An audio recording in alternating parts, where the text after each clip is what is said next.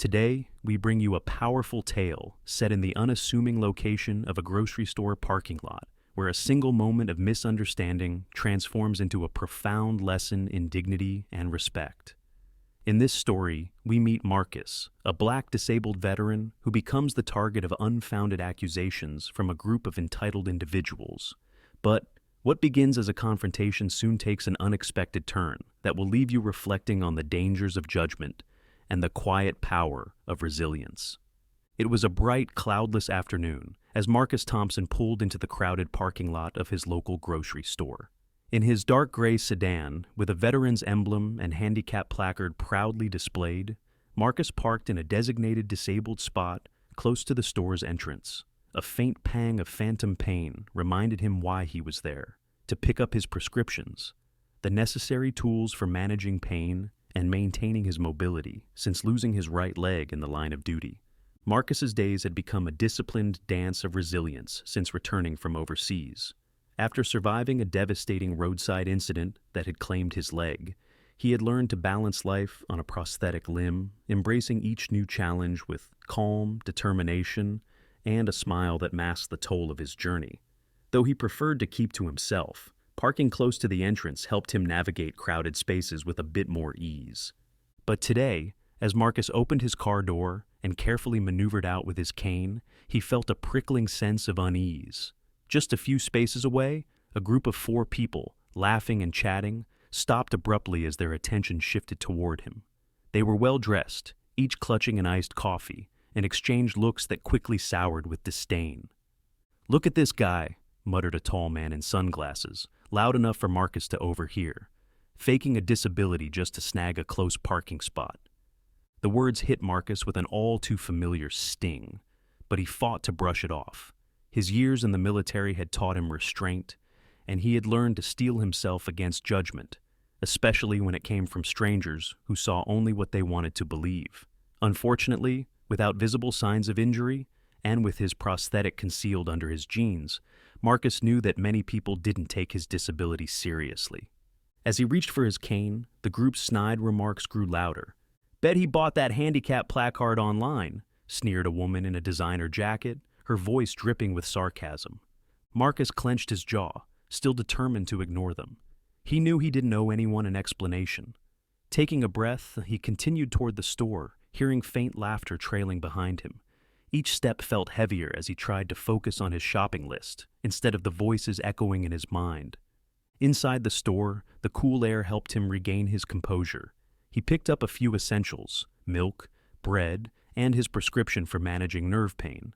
By the time he reached the pharmacy counter, the hostile encounter had faded slightly in his mind, replaced by a sense of relief.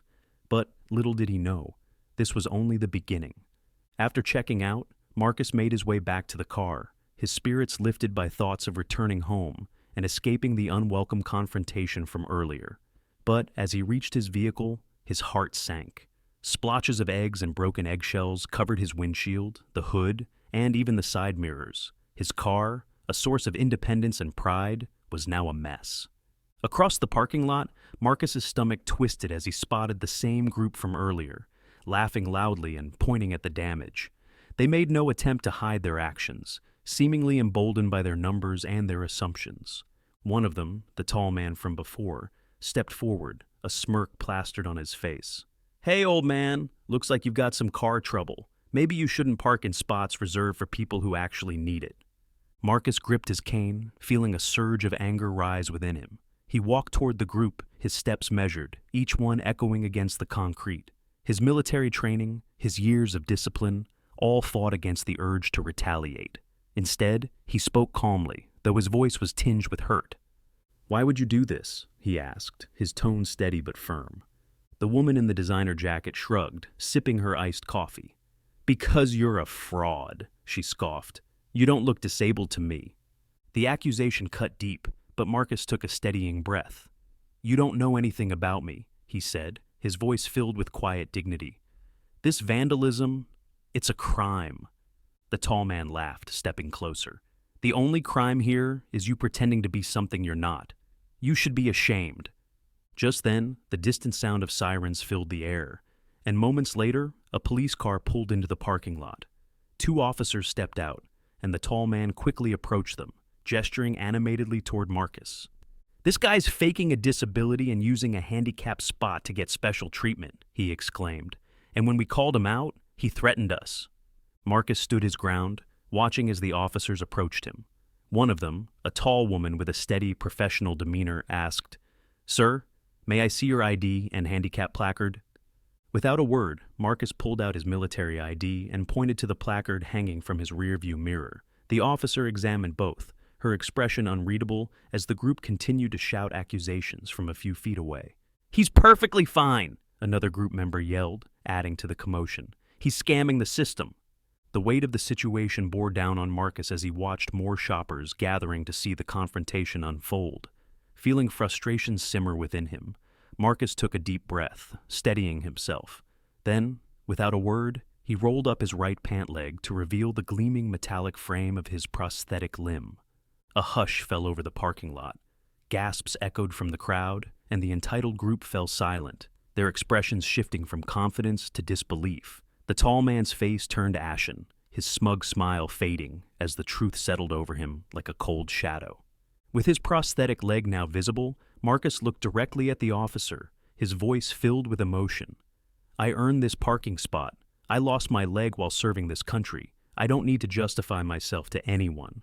The officer, now fully aware of the truth, handed back Marcus's ID with a respectful nod.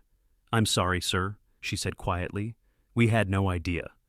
For a long moment, Marcus remained silent, processing the injustice of what he had just endured. His hands trembled, not from fear, but from the sheer weight of years spent brushing off insults, of choosing calm over confrontation. But today, these people had crossed a line.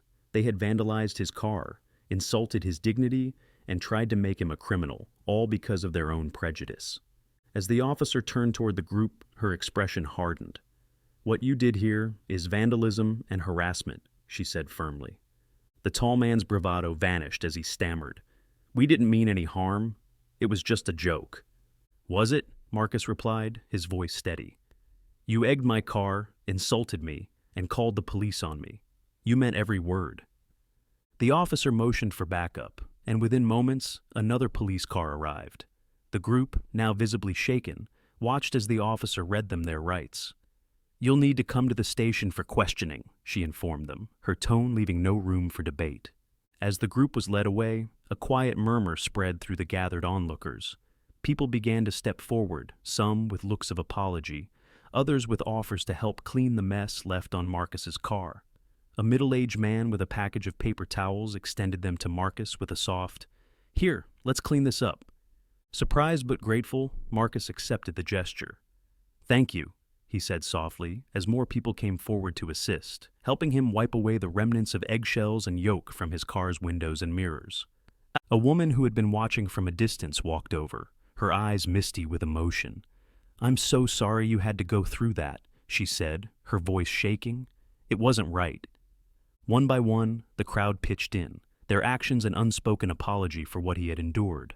Finally, as the last of the mess was cleared, the officer who had initially approached Marcus returned. She handed him a small envelope, a business card inside. "There's a car wash down the road," she said. "Please let me cover it for you. It's the least I can do." Marcus hesitated, then nodded. "Thank you," he replied, his voice filled with a mixture of exhaustion and gratitude. As he drove away from the grocery store, Marcus felt the tension of the day begin to dissolve, replaced by a quiet sense of validation. His anger had subsided, but a sense of relief remained. Though he'd faced prejudice, he'd also witnessed strangers standing beside him, helping to mend the wrongs that had been done. Later that night, as Marcus sat with his wife Camille, watching the evening news, he was stunned to see a video of the incident being broadcast. A bystander's footage had gone viral, sparking conversations nationwide.